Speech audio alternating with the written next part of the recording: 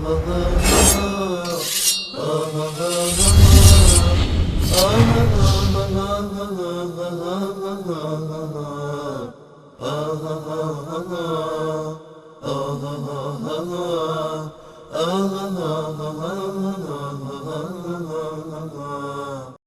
حاضر و ناظر است. این اعتقادشون در مورد امام زمان هست که امام زمان حاضر و ناظر است و همه وضعیت انسانها رو میبینه.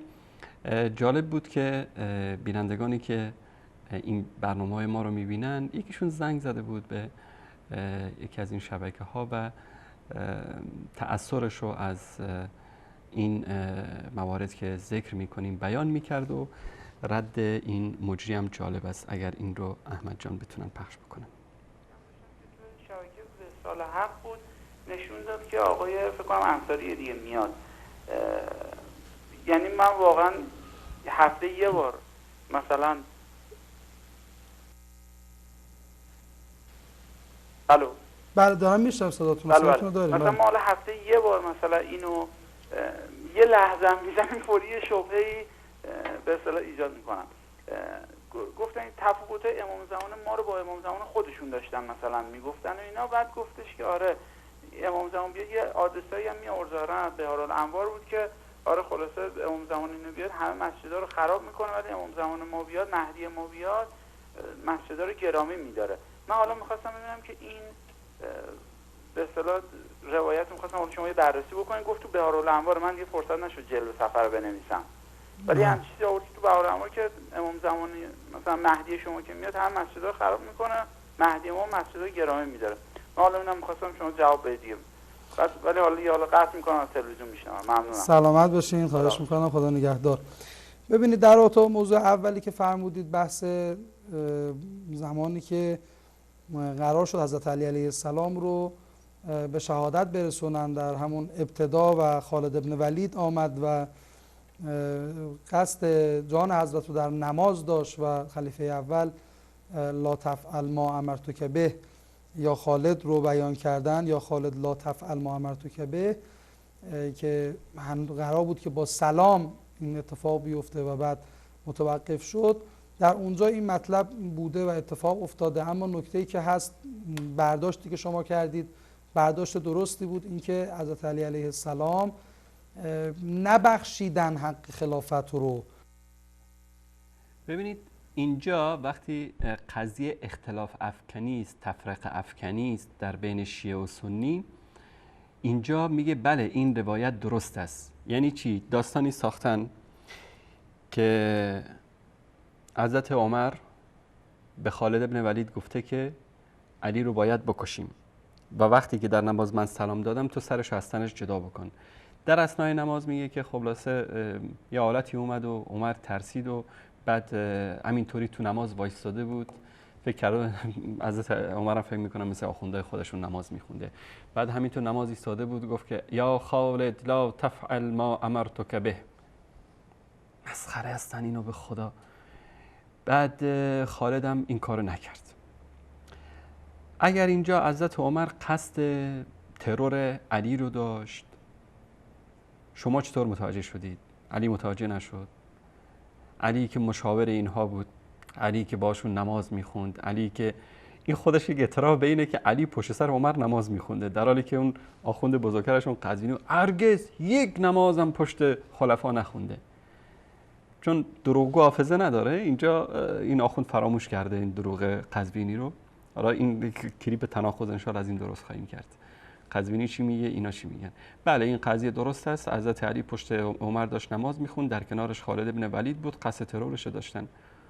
خب احمقا برید کمی مطالعه بکنید کتاباتون رو. به این تناقض این سوتی ندید اینطوری. شما که مثلا این عمامه به این گندگی و عبا و قبا سرتون گذاشتید، یعنی زشته. از یک طرف اون آخوند گندتون میگه که نه اصلا یک نمازم پشت خلفا نخونده. حالا اینجا علی چیکار میکرده تو مسجد اینجا نشسته بوده؟ تناقض، دینی که از سر تا پاش تناقض میباره. به هر حال چون اینجا قضیه نشان دادن کینه و عداوت و دشمنی بین صحابه و اهل بیت است و به جان هم انداختن شیعه و سنی، اینجا میگه بله این روایت درست است. اینجا این روایت هیچ اشکالی ندارد. ادامه‌شو گوش کنید. و به معنای اینکه رضایت داشته باشن نبوده.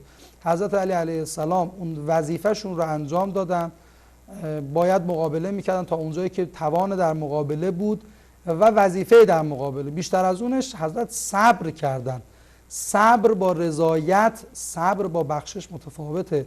صبر حضرت علی علیه السلام هستش که اون هم به دستور خود پیامبر این صبر اتفاق افتاد و اگر به هر حال این دستور نبود حضرت علی علیه السلام شاید گونه دیگری عمل میکردن. در مسند احمد ابن حنبل با تحقیق احمد محمد شاکر چاپ دارالحدیث قاهره ملاحظه میفرمایید جلد اول این کتاب صفحه 469 میگه روایت از حضرت علی علیه السلام هست که رسول خدا فرمودند انه سیکون بعدی اختلاف و امر فان استطعت ان تکون السلم فافعل.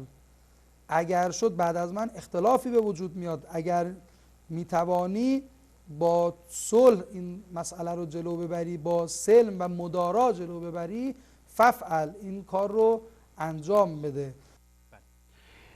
ببینید اولا که اینها ادعا میکنن که به اصطلاح قضیه امامت یک قضیه الهی است، رسالتی است که از طرف الله سبحانه و تعالی بر رسول الله صلی الله علیه و آله و سلم امر شد که بلغ ما انزل الیک فان لم تفعل فما بلغت رسالته والله یعصمک من الناس.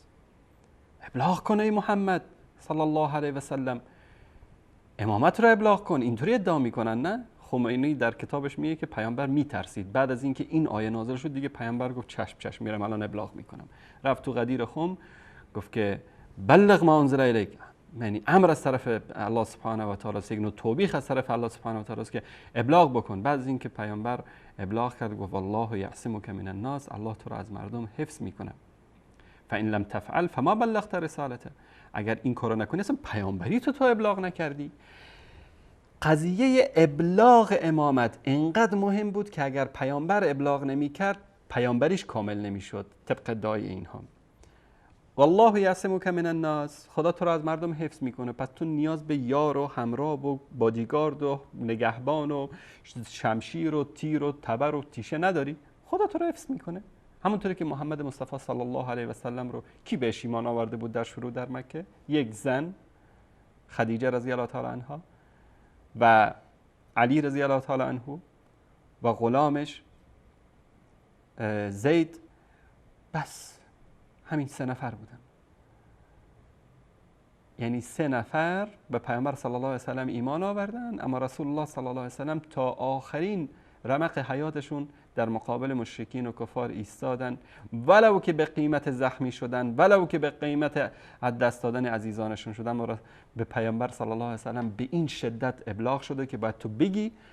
اما به حضرت علی گفته خب علی جان تو امام هستی، اگر گذاشتن قربونت برم برو امامت تو بکن، اگر نگذاشتن برو صبر بکن. در کجای دین اسلامی اینو گفته که امر از طرف الله سبحانه و تعالی شده باشه که ای مردم نماز بخوانید، اگر شما را نگذاشتن که نماز بخوانید پس نخوانید؟ گفته نه، گفته اگر که تونستید نماز بخوانید قاعدن، اگر نتونستید بخوانید نشسته جالسن، اگر که نتونستید نشسته بخوانید به یک پهلو بخوانید، اگر در سنگر بودید خطر حمله دشمنان بود به 2 دسته تقسیم بشید که روش نماز خوف است که مجاهدین در جنگ ها میخواندند و میخوانند. در هیچ حالت نماز بخشیده نشده الا موردی که در قاعدگی در مورد خانوم هاست، بانوان هست که قضیه به تفصیل ذکر شده در مصادر فقهی. اما هیچ وقت فرض الهی، امر الهی در اختیار یک انسان قرار داده نشده که دلش خواست بکنه، دلش خواست نکنه یا صبر بکنه. پس اگر این حرفشون درست باشه، بنابر ادعای اینها هر چه جنایتی که در طول خلافت به اصطلاح ابوبکر و عمر و عثمان و بقیه شده و بنی امیه و بنی عباس و این سلسله هایی که اومدن، همه اینا به دوش حضرت علی است که در اینجا بدون اینکه امری از جانب الله سبحانه و تعالی باشه سکوت کرد. ثانیاً الله سبحانه و تعالی در آیه 39 سوره احزاب میگه که الذين يبلغون رسالات الله و یخشونه ولا یخشون احدا الا الله و کفى بالله حسیبا. کسانی که پیام آوران الهی هستند، رسالت الهی رو به عهده دارن. امامت رسالت الهی است بنابر ادعای اینها، مانند نبوت بلکه افضل تر از نبوت است. الله، فقط از الله میترسن، یخشونه ولا یخشون احدا الا الله، از هیچ کس غیر از الله نمیترسن. پس امام باید شجاع و نترس باشه و الا امام نمیشه. صحابه میگن که رسول الله صلی الله علیه و سلم در جنگ ها وقتی که جنگ شدید میشد ما به رسول الله صلی الله علیه و سلم پناه میبردیم، در حالی که رسول الله صلی الله علیه و سلم، یعنی شما همه سیرتشون رو بنگرید، شاید یک نفر بیشتر به دست رسول الله صلی الله علیه و سلم به قتل نرسیدن. چون شجاعت بر این نیست که انسان زیاد بکشه. توی برنامه یک آخوند دیدم میگفت که علی انقدر کشته، عمر چند نفر رو کشته. شجاعت به آدم کشی نیست. اگر قرار باشه شجاعت به این باشه که کسی زیاد آدم بکشه، پس حضرت علی از پیامبر شجاعتره. در کسی که این اعتقاد داشته باشه، این اعتقاد کفری است که رسول الله صلی الله علیه وسلم رو، یعنی ترسو و بزدل، و حضرت علی رو شجاع جلوه بدن. و کفى بالله حسیبا، الله سبحانه و تعالی دادگر و حسابگر تو باشه برای تو کافی است. کسی که الله را داره دیگه از چه ترسی داره، چه واهمه‌ای داره از انسان ها. ادامه این کلیپ رو ببینیم. و دستورات فراوانی در مجموع الزوائد و منبع الفواید هیثمی جلد 7 باز همین روایت آمده، میگه رواه عبدالله و رجاله ثقات. رجال این اختلاف و امر فان استطعت ان تكون سلما، از علی به این امر عمل کرد. اختلاف با معاویه رضی الله تعالی عنه و قضیه صفین و جمل و اینا، و سیدنا علی رضی الله تعالی عنه سعی کردن که همیشه جانب صلح رو بگیرن و به این فرموده عمل کردن. این چه ربطی داره به امامتی که شما بهش ادعا میکنید، به خلافتی که بهش ادعا میکنید؟ این روایت هم همه ثقه هستن. این نسبت به این مسئله که ما اشتباه نگیریم، صبر کردن حضرت علی علیه السلام. وظیفه‌شون این بود که اگر یاور داشتن اقدام نظامی هم شد انجام بدن، اگر یاور نداشتن صبر بکنن و حضرت یاور نداشتن، بنابراین صبر کردن به خاطر اسلام، به خاطر امر پیغمبر، چون امر پیغمبر هم برای حفظ اسلام بود و برای اسلام آدم باید از همه زندگیش بگذره، از خانوادهش هم حتی بگذره، از ناموسش هم حتی بگذره. خیلی از موارد پیش آمده در تاریخ صدر اسلام و بعد در کل تاریخ اسلام که افرادی حتی از این موارد هم گذشتن به خاطر اینکه اسلام حفظ بشه و این امر عقلایی و مطلوب دینی هست. اما نسبت به مورد سومتون، ببینید این حرف مضحکی است. امام زمان ما، امام زمان شما، ما یک امام زمان بیشتر نداریم در بین مسلمان ها، یک مهدی، همون مهدی که من اطرتی من ولد فاطمه، از اهل بیت پیغمبره، از فرزندان حضرت زهرا سلام الله علیها هستش و کسی است که میاد دنیا رو پر از عدل و داد میکنه بعد از اینکه پر از ظلم و جور شده بود. بنابراین مهدی ما و مهدی مثلا شما نداریم. ما یک مهدی داریم که این مهدی خلیفت الله هستش. این مهدی کسی است که اگر لو لم یبق من الدنیا الا یوم واحد لطول الله ذلک اليوم، خدا اون روز رو طولانی، اگه یک روز بیشتر از عمر دنیا نمونده باشه خدا اون روز رو طولانی میکنه تا اینکه حضرت مهدی بیاید. بنابراین این فقط حرف وهابی هاست. ما ازشون باید سوال بکنیم، بگیم خب شما مهدی رو اصلا در چه حد قبول دارید؟ مهدی ما و اهل سنت یکی است که می آید و دنیا رو پر از عدل و داد میکنه. اما آقایون وهابی چه مقدار قبول دارن؟ خب همه جوره حرف زدن، یه بار گفتن درست، یه بار گفتن درست، یه بار گفتن قبول داریم، یه بار گفتن رد میکنیم، حرفای جور و جور و مختلفی رو مطرح کردن. اما نسبت به این روایات، خب این روایات تماما ضعیف و باطل هست. این روایات تماما ضعیف و باطل است که امام زمان میاد آدم میکشه و مساجد رو خراب میکنه و مسجد الحرام رو خراب میکنه، همه اینا ضعیف و باطل است. و مهدی اینها با مهدی اهل سنت هیچ فرقی نداره و این وهابی ها هستن که این حرفا رو میزنن. ما از 3 سال به این طرف برنامه‌ای داشتیم در مورد مهدی ما و مهدی اینها و مهدی اهل سنت و مهدی شیعیان که بیش از 80 فرق بین مهدی ما و مهدی اینها وجود داره که من از شروع مهدی ما اسمش محمد ابن عبدالله است. در اسم اختلاف داریم از اول. محمد ابن عبدالله، رسول الله صلی الله علیه و سلم میفرمایند اسمش اسم من است، اسم پدرش اسم پدر من است. اینها مهدیشون چی است؟ محمد ابن حسن عسکری. خب از همینجا ما شما با هم دیگه اختلاف داریم. مهدی ما از نسل حسن است، مهدی شما از نسل حسین است، آنطوری که در کتاب هاتون هست، از فرزند حسن عسکری است.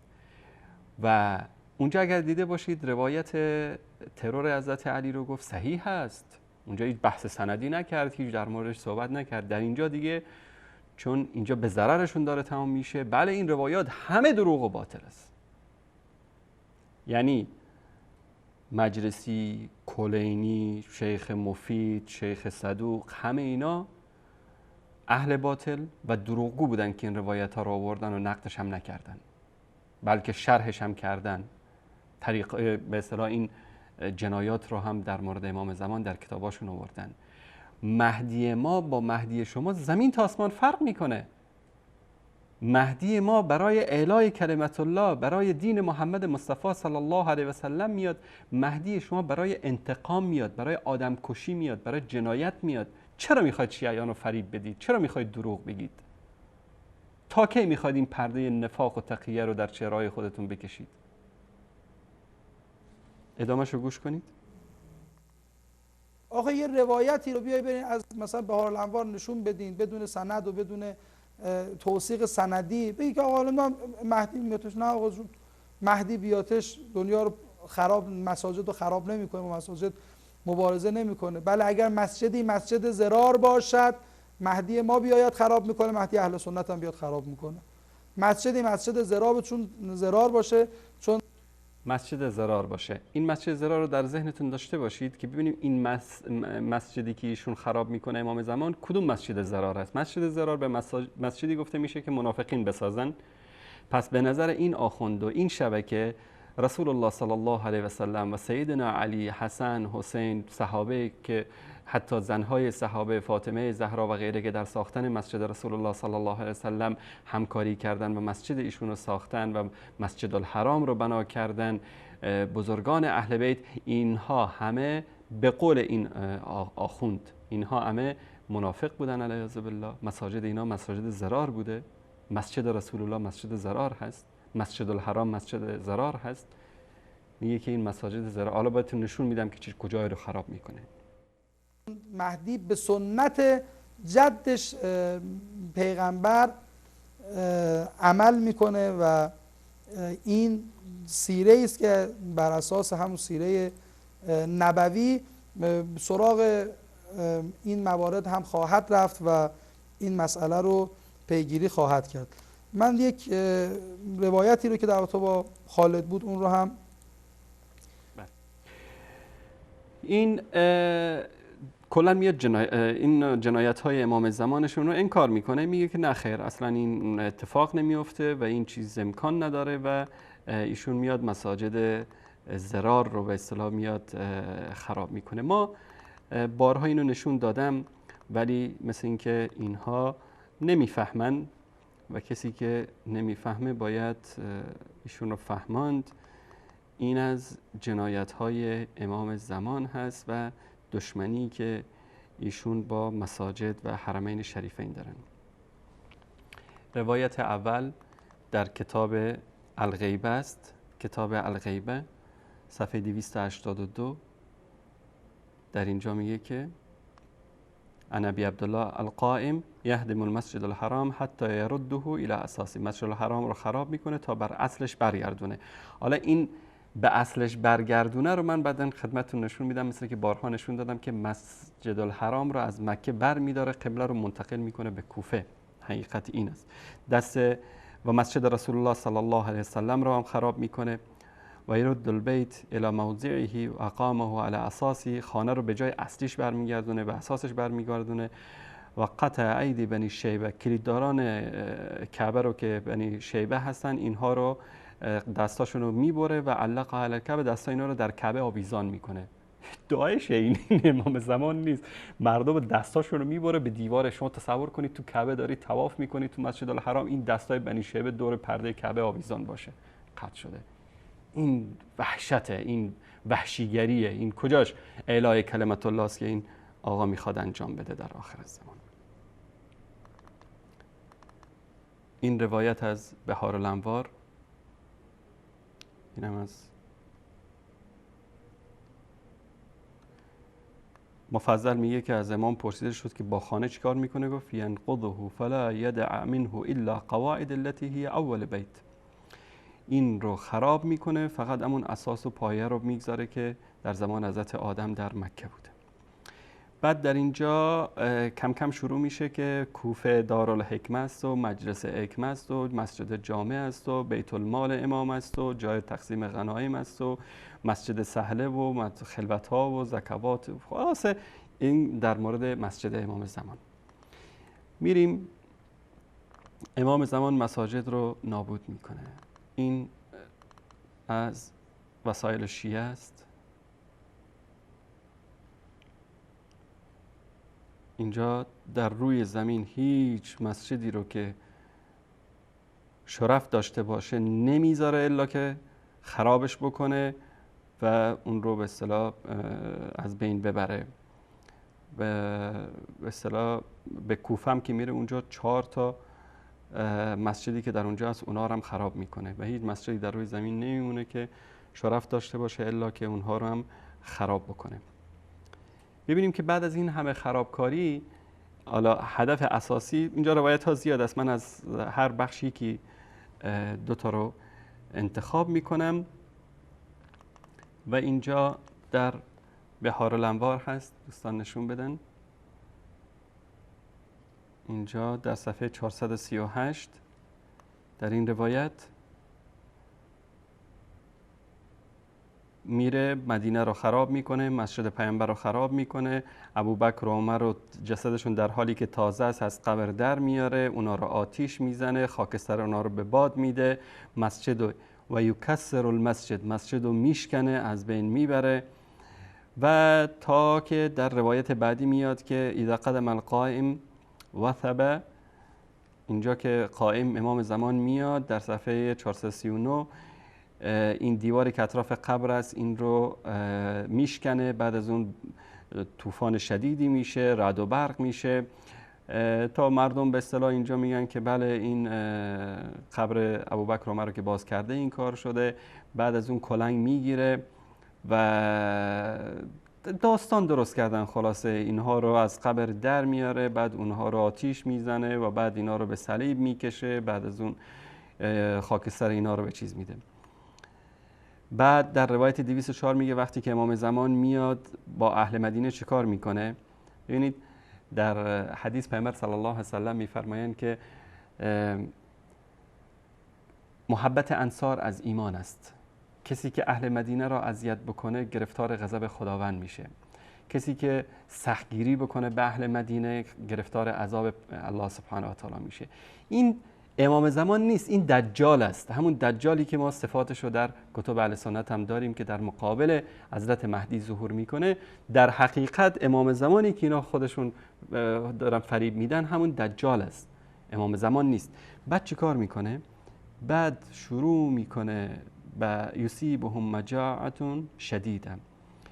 بعد گرفتار، وقتی که میاد همه چیزو آتیش میزنه، خب گرفتار قحط سالی میشن مردم مدینه. و هر کس، رسول صلی الله علیه و سلم میفرمایند که هر کس اهل مدینه رو بهشون سخت بگیره که مثلا قیمت ها بالا بره و دچار گرسنگی بشن، غضب خداوند به اون نازل میشه. این در روایت هایی که ما داریم. بعد خلاصه میاد این اهل مدینه رو ایشون با اهل مدینه اینطوری برخورد میکنن. جزاکم الله خیر احمد آقای گل. بعد این روایت خیلی جالب است. کتاب الوافی، این از فیض کاشانی، اینم در ایران چاپ شده، در 14502 شماره روایت در اینجا خلاصه اهل کوفه رو میگه که خداوند شما رو دوست داره و خانه شما نمیدونم مصلی آدم بوده و ادریس و ابراهیم خلیل و خضر و فلان، تا که میاد ولا تذهبوا الایام واللیالی حتی ینسب الحجر الاسود فی. شب و روزها نمیگذره تا اینکه حجر الاسود در اینجا نصب میشه. ولیاتین علیه زمان یکون مصلی المهدی، که محل به اصطلاح نماز مهدی است. حجر الاسود هم نصب شده، محل نماز مهدی هم هست. و در ادامه روایت میگه که همه مؤمنان از سراسر ارض زمین با شوق و اشتیاق به طرف این مکان میان. الان مؤمنین با شوق و اشتیاق کجا میرن؟ مکه میرن، اون موقع بعد میان کوفه. تا اینکه در ادامه روایت تشبیه میکنه این وضعیت رو به وضعیت حجاجی که به طرف مکه مکرمه میرن. میگه که برای قضای حاجتشون به اینجا میرن که خواستاشون از الله بخواین. اگر مردم میدونستن که چه برکتی وجود داره از همه کره زمین، ولو که سینه خیزم شده روی یخ یا روی برف، به طرف اینجا میاین. بر صورت این روایت نشان دهنده این است که مسجد الحرام رو این امام خراب میکنه و از بین میبره. حتی در روضة الواعظین هم در اینجا در این کتابشون هست که در اینجا قرآن رو تعلیم میده، قرآن تعریف شده رو برمیداره، قرآن اصلی رو میاره و مسجد الحرام و مسجد رسول الله صلی الله علیه و سلم رو خراب میکنه. این در کتاب روضة الواعظین در صفحه 291 در اینجا این مطلب رو آوردن.